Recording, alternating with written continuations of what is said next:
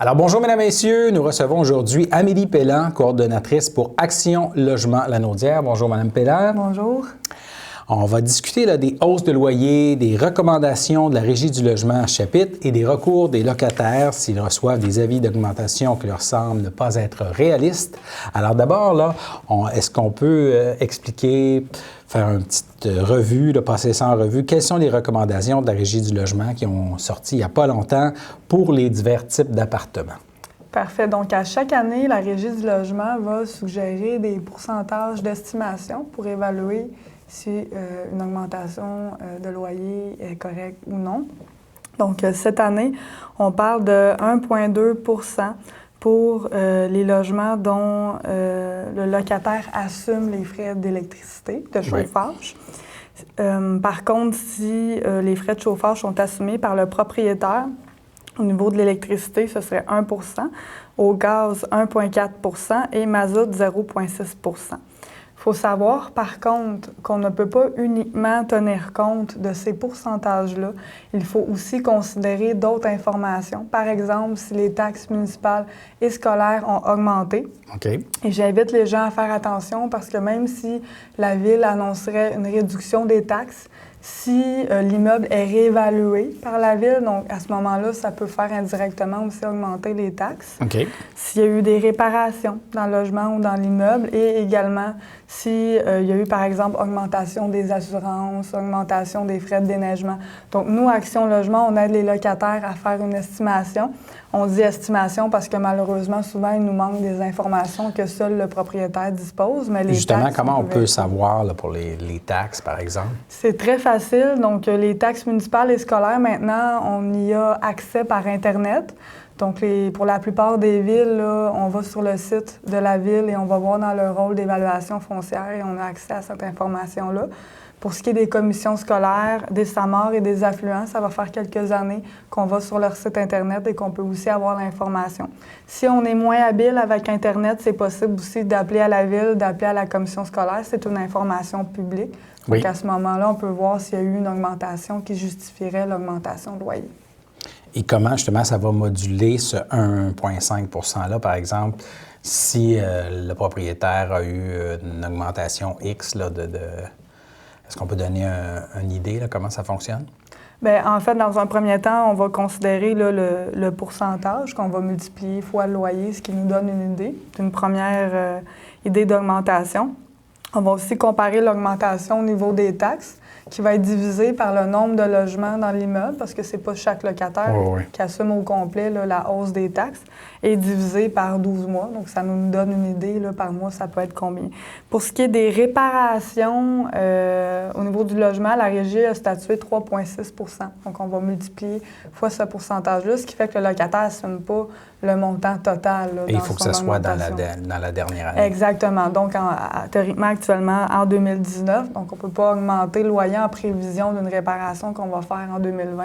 C'est la réparation qui a eu lieu dans la dernière année. Aussi, cette année, on est conscient là, qu'il y a eu un gros rehaussement du pourcentage au niveau de la Régie du logement. Donc, les années antérieures, c'était beaucoup moins élevé. Donc, c'est sûr que pour cette année, on peut s'attendre à des augmentations plus élevées, là. Mais il faut aussi considérer les taxes municipales et scolaires, les autres informations que je vous ai données. Et comment les propriétaires doivent procéder là, pour signifier une augmentation à venir? Idéalement, ils devraient utiliser le modèle de la Régie du logement. Il y a un modèle d'avis d'augmentation de loyer. Ils peuvent le remettre en personne au locataire, mais faire signer une accusé-réception ou l'envoyer par courrier recommandé.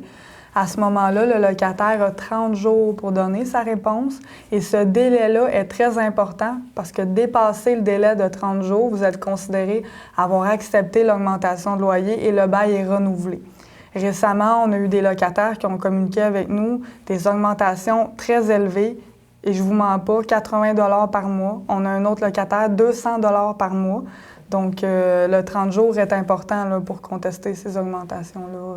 Et si le 30 jours est passé? Le bail, à partir du 1er juillet, est renouvelé au montant que le propriétaire va avoir indiqué. Il faut être conscient aussi que le propriétaire pourrait tenter de modifier d'autres choses que le loyer, d'autres conditions au bail. Donc, il faut être attentif. S'il y a des modifications qu'il souhaite faire et qu'on n'est pas d'accord, il faut à ce moment-là aussi les contester.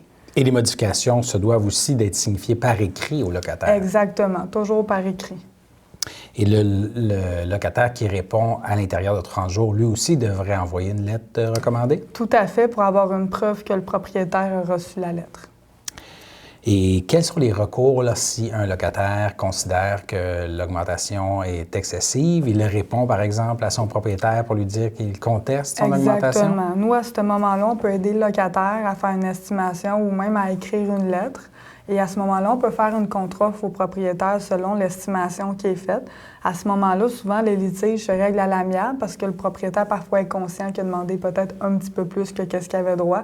Donc, le propriétaire préfère mieux une entente que d'aller à la régie, payer la demande, les frais. C'est une perte de temps pour tout le monde. Donc, si on peut régler ça à l'amiable, c'est toujours mieux. Par contre, s'il n'y a pas d'entente, dans les 30 jours du refus du locataire, le propriétaire doit aller à la régie du logement pour faire une demande, pour faire fixer le loyer. S'il ne le fait pas, le bail se renouvelle à ce moment-là aux mêmes conditions. Donc, le propriétaire doit faire cette démarche-là, sinon s'il veut contester le refus du locataire. Et une fois que la cause, par exemple, se rend devant la régie, le locataire doit se préparer en vue de ce qu'il va dire devant les régisseurs? Oui, tout à fait. C'est sûr que la grosse partie du travail, ça va être au propriétaire de justifier son augmentation de loyer, d'apporter ses factures, ses justifications. Tant qu'à lui, le locataire, c'est de démontrer s'il y a des éléments qui sont non fondés, d'argumenter. Par la suite, il faut respecter la décision du juge. Donc, ça pourrait arriver que la décision du juge soit moins élevée que ce que le propriétaire demandait.